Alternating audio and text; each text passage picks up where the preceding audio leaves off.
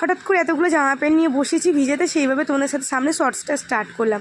যাকে প্লিজ কেউ কিছু মাইন্ড করো না, এত গরমের চোটে না একদম কাজ করা যাচ্ছে না, জানো তো প্রচণ্ড গরম পড়ছে। তো ওইদিকে এক গাদা জামা প্যান্ট ছিল, জামা প্যান্টগুলো ভিজিয়ে টিজিয়ে চলে গেছিলাম গা ধুতে। গাটা ধুয়ে এসে দেখুন চা বসিয়ে দিয়েছিলাম, দেখুন চাও হয়ে গেছিলো। আর কখনো লিকুইড কখনো পাউডার দুধ, যখন যেরকম সেইভাবে তো তখন চলতে হয়, তাই না বলো? সংসার মানে তো এরকমই।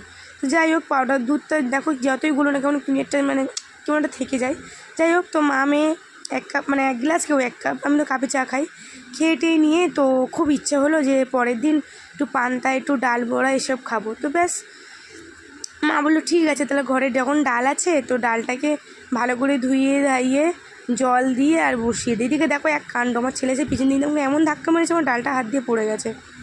এদিকে চলে গেলাম ডালটা ভালো করে ধুতে, এবার ধুয়ে টুয়ে নিয়ে এবারে এই মানে কী বলবো, প্রথম ভেবেছিলাম যে